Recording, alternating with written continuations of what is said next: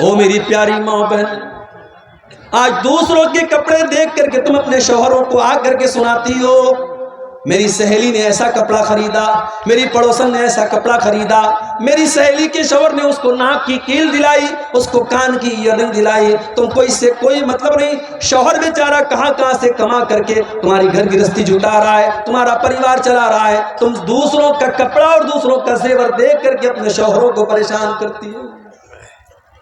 اور میں نے تو یہاں تک دیکھا کتنی عورتیں ایسی ہیں، شوہر بیچارہ کہتا ہے میں کیا کروں، میں تو معمولی دکاندار ہوں، 500 روپے روزانہ کماتا ہوں، جو کماتا ہوں اتنا میرا خرچ ہے، میں کہاں سے تیرے سونے کا زیور بنواؤں، میں کہاں سے تیرے ہاتھوں میں سونے کی چوڑی لا کر کے دوں۔ تو بیوی کہتی ہے مجھے اس سے کوئی مطلب نہیں، تم چوری کرو، تم ڈاکہ ڈالو، لیکن مجھے سونے کی چوڑی لا کر کے دو۔ کتنی بیویاں ہیں جو اپنے شوہروں کو حرام کمائی کھانے پر مجبور کرتی ہیں۔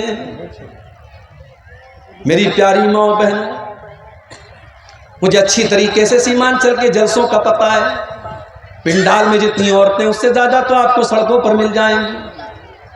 مجھے اچھی طریقے سے پتہ ہے کہ آپ جلسوں کے اندر بھی کیا مزاج آپ نے بنا کر کے رکھا ہے۔ اللہ کے واسطے میری پیاری ماں بہنوں، کبھی اگر موقع ملے تو اپنے نبی کی بیویوں کے حالات بھی جا کر کے دیکھ لینا، انہوں نے کیسی زندگی گزاری ہے، انہوں نے کیا کھایا ہے، انہوں نے کیا پہنا ہے، ان کی زندگی کیسی گزری ہے۔ ذرا نبی کے پریوار کی زندگی بھی آپ اٹھا کے دیکھیں۔ اماں عائشہ میرے نبی کی بیوی ہیں، ہم سب کی ماں ہیں۔ اماں عائشہ اپنے بھانجے سے کہتی ہیں کہ اے میرے بھانجے عروہ، ہم 2 مہینے تک ہمارے گھر میں چولہا نہیں جلتا تھا، 2 مہینے کا چاند ہم دیکھ لیتے تھے۔ وَمَا يُوقَدُ فِي أَبْيَاتِ رَسُولِ اللَّهِ صلی اللہ علیہ وسلم نار، اللہ کے نبی کے گھر میں چولہا نہیں جلتا تھا۔ عروہ نے پوچھا خالہ جان، جب چولہا نہیں جلتا تھا تو آپ لوگ کیا کھاتے تھے، کیسے آپ کی زندگی گزرتی تھی؟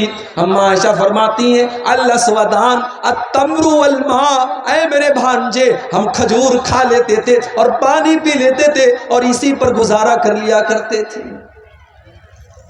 بڑی قربانیاں دی ہیں نبی کے گھر والوں نے، فاقے کیے ہیں، بھوکے رہے۔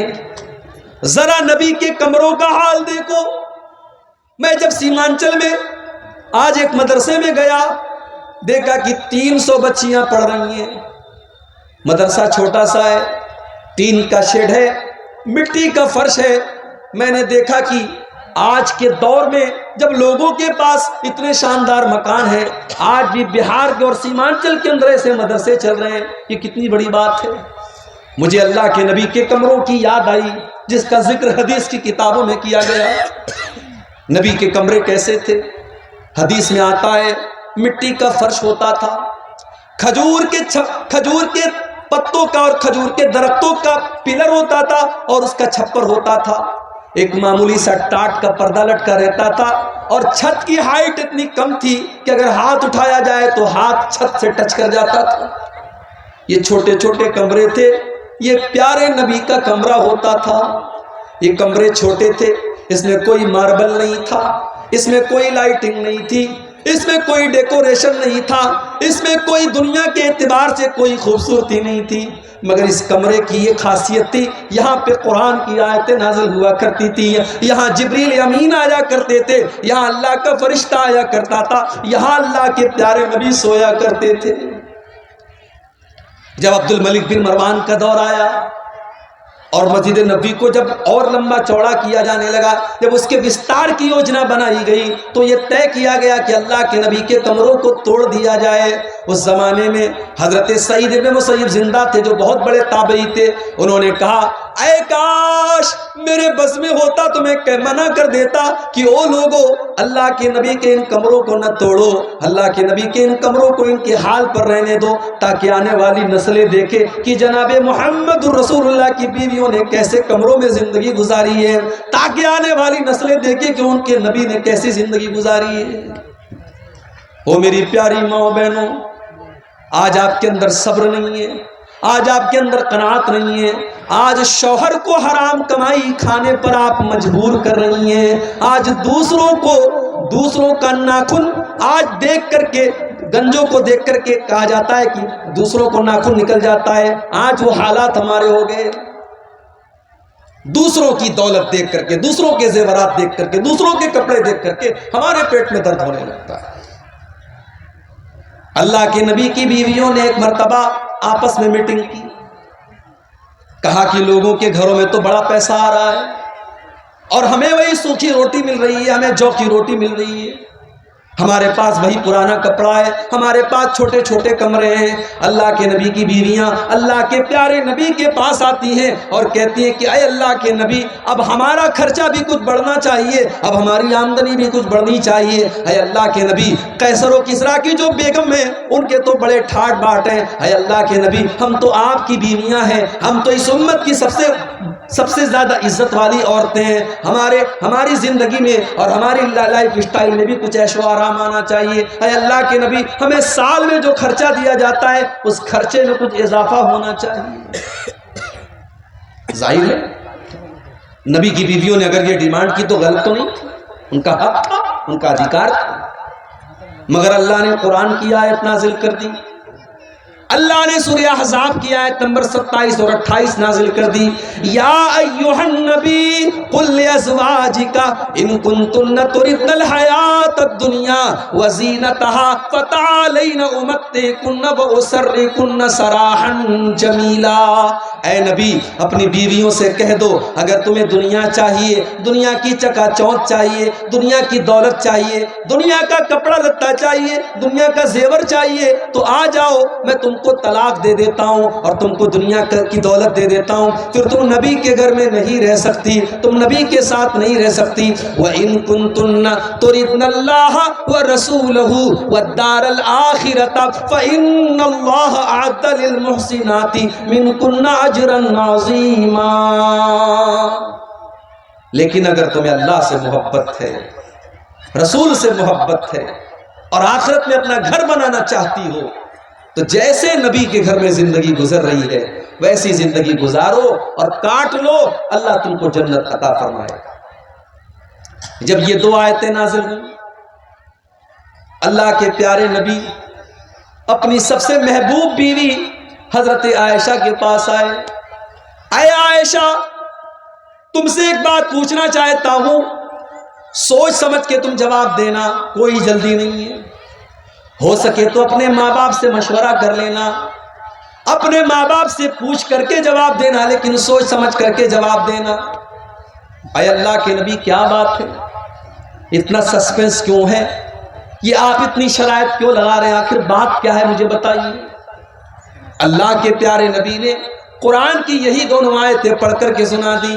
اے عائشہ, اللہ تعالیٰ تم کو چوائس دے رہا ہے, یا تو تم دنیا کی دولت لے لو لیکن نبی کو چھوڑ کے چلی جاؤ, اور یا تو نبی کے ساتھ پریشانی اٹھا لو, تم کو آخرت کی نعمتیں مل جائیں گی. اے عائشہ, تم بتاؤ تمہاری چوائس کیا ہے, تم کیا چاہتی ہو.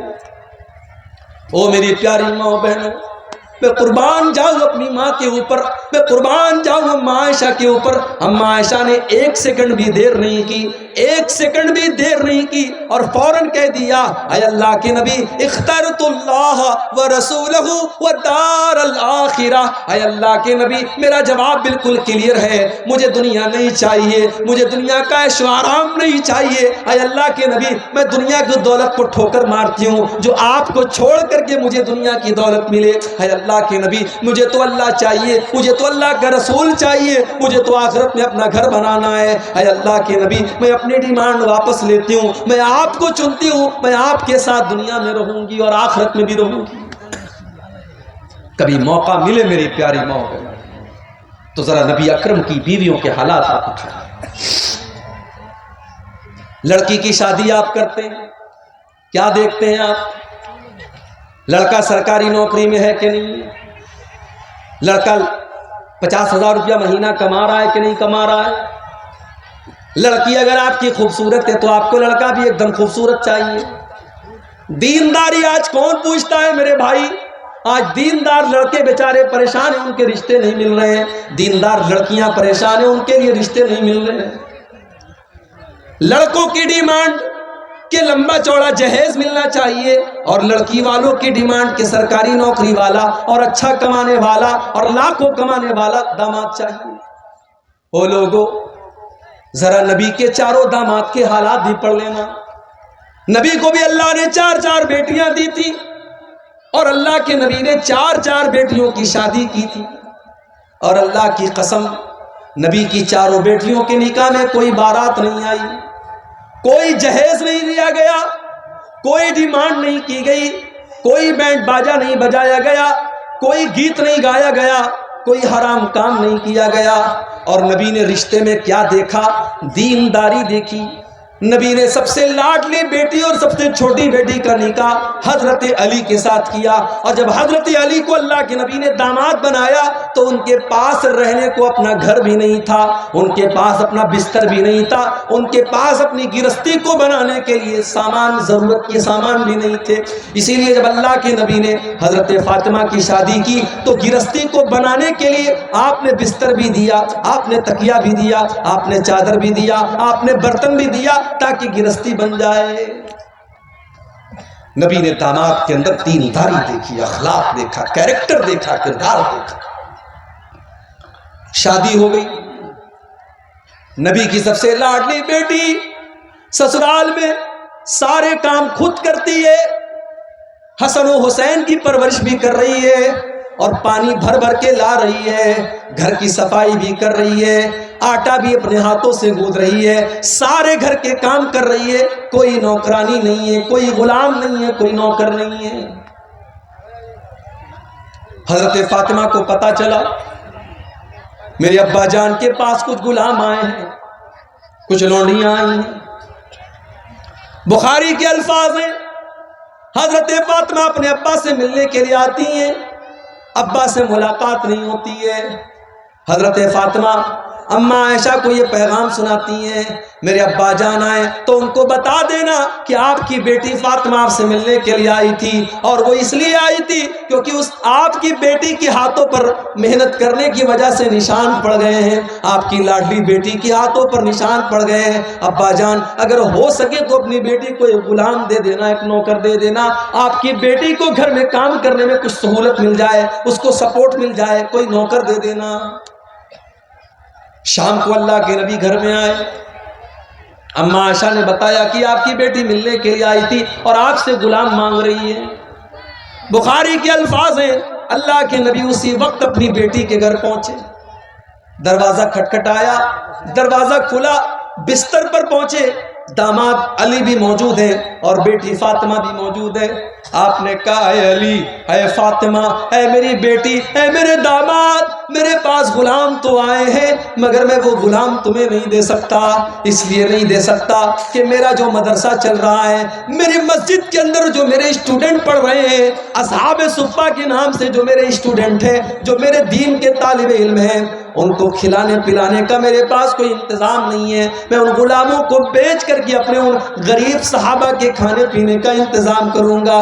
اے علی، اے فاطمہ، میں تم کو کوئی غلام نہیں دے سکتا۔ اس زمانے میں بھی مدرسے کے بچوں کے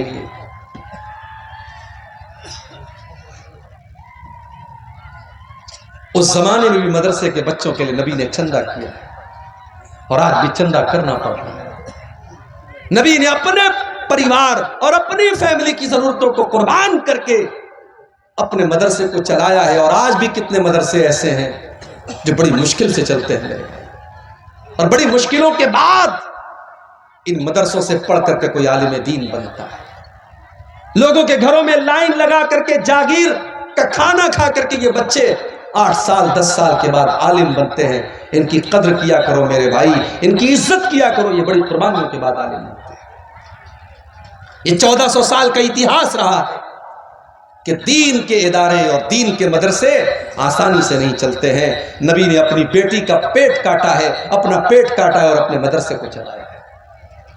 کہا ہے میری بیٹی فاطمہ، میں تمہیں غلام نہیں دے سکتا، میں تمہیں نوکر نہیں دے سکتا، لیکن ہاں میں تم کو اس سے بہتر ایک چیز بتا دیتا ہوں اذا اویتما الی فراشکما فسبحا 33 وکبرا 33 واحمدا 33. جب تم بستر پہ سونے جایا کرو تو 33 بار سبحان اللہ پڑھ لیا کرو، 33 بار الحمدللہ پڑھ لیا کرو، اور 34 بار تم اللہ اکبر پڑھ لیا کرو. فذالکما خیر لکما من خادم، تمہیں کسی نوکر کی ضرورت نہیں پڑے گی، تمہارے بدن کی ساری تھکان دور ہو جائے گی، تم یہ تسبیح پڑھ کے بستر پہ سو جانا.